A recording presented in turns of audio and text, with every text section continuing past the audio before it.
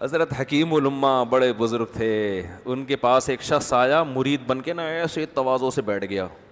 بھائی ایک علماء کا احترام ہوتا ہے, نارمل طریقے سے آؤ, عزت احترام سے بیٹھو, بس ٹانگیں نہ پھیلاؤ ان کے سامنے, بس ہو گیا کہ احترام اتنا کافی ہے.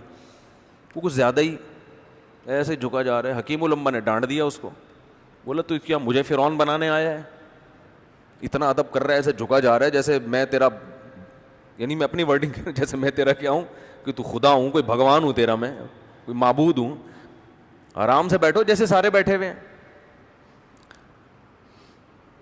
تو یہ جو اتنی تواضع اختیار کر رہا ہے نا, یہ شو بازی کے لیے ہوتی ہے نا بھائی. نارمل جیسے سب جتنا احترام دیتے ہیں علماء کو, آئیں تمیز سے بیٹھ جائیں. اتنا ہی جھکائی جا رہا ہے, اس کا مطلب یا تو یہ ایجنسی کا آدمی ہے, ہاں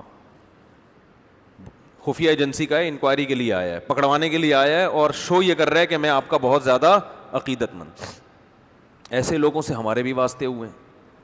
بہت زیادہ عقیدت, میرا جھوٹا پی رہا ہے, اور جو پلیٹ میں کھانا بچ گیا اس کو انگلیوں سے چاٹ رہا ہے. اتنے تو آج بیٹا باپ کا ایسا احترام نہیں کر رہا ہوتا. تو کیوں ایسا کر رہا ہے بھائی؟ تو میں اس آدمی سے ہوشیار ہو جاتا ہوں کہ اللہ خیر کرے, اللہ خیر کرے. اتنی عقیدت کرو بھائی جتنی افورڈ کر سکتے ہیں.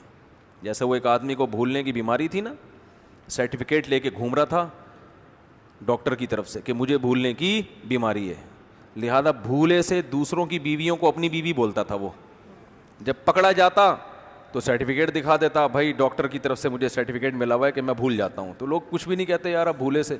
کسی نے کہا تو کبھی اپنی بہن کو غلطی سے, اپنی بیوی کو بھولے سے تو نے بہن بولا ہے؟ بھائی ہم اتنا بھولتے ہیں جتنا افورڈ کر سکیں. جواب دیتا ہے اتنا بھولتے ہیں جتنا برداشت کر سکتے ہیں, برداشت سے زیادہ نہیں بھولتے ہم. سمجھ رہے ہو کہ نہیں سمجھ رہے؟ تو کیا کہہ رہا تھا میں, جو ابھی بھولنے پر بات آئی وہ کہاں سے ہے؟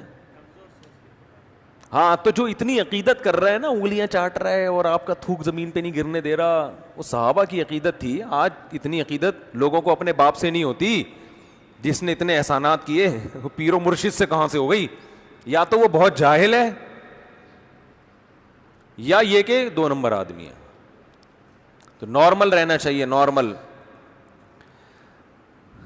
بس ملو آرام سے, السلام علیکم, 2 ہاتھوں سے ملو. یہ جو حدیث میں آتا ہے ایک ہاتھ سے مصافحہ, وہ ایک ہاتھ نہیں ہے, وہ دونوں ہاتھ ہیں, کیونکہ ہاتھ اس میں جنس ہے. جیسے قرآن میں آتا ہے نا, ان السمع والبصر والفؤاد, دل سے بھی سوال ہوگا, آنکھ سے بھی سوال ہوگا, کان سے بھی. تو دونوں آنکھوں سے ہوگا, یہ ایک آنکھ سے ہوگا؟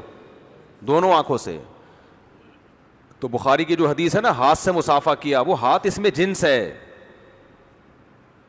کہ اس سے مراد دونوں ہاتھ ہیں.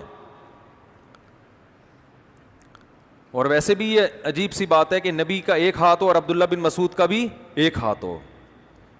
عقیدت محبت میں نبی صلی اللہ علیہ وسلم ایک ہاتھ بڑھائے اور عبداللہ بن مسعود وہ بھی ایک ہاتھ.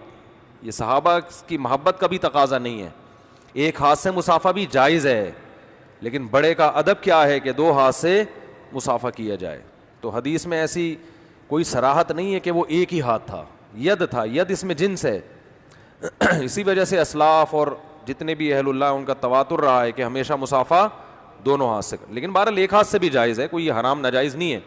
بعض لوگ تو غلو کرتے ہیں کہ دوسرا ہاتھ باقاعدہ پیچھے لے کے جاتے ہیں, ایسے کرتے ہیں, یہ شو کرنے کے لیے کہ ہمارا مسلک ہے ایک ہاتھ سے مصافحہ کرنا ہے.